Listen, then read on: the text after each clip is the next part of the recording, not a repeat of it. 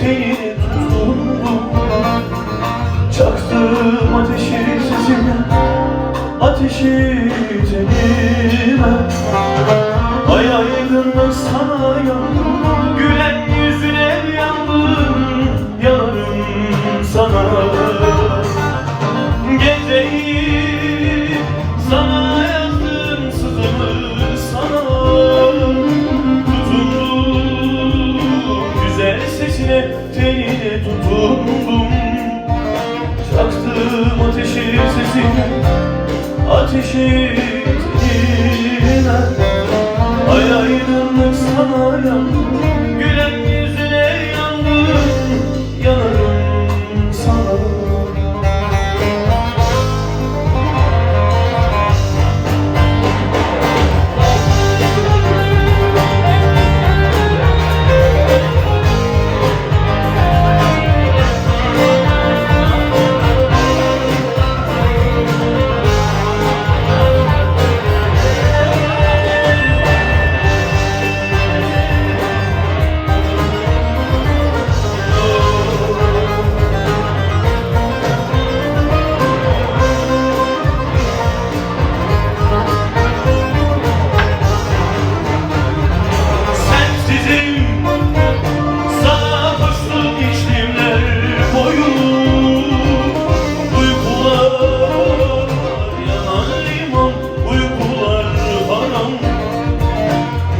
Vapur geçer dalgasında sallan benden.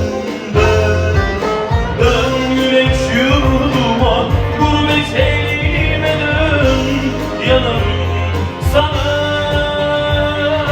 Sensizim, sana koştum içtimler boyu. Uykular yanan liman, uykular haram. Bir vapur geçer dalgasında sallan benden. Dön yürek yurduma, gurbet eylime dön, yanarım sana. Dön yürek yurduma, gurbet eylime dön, yanarım sana.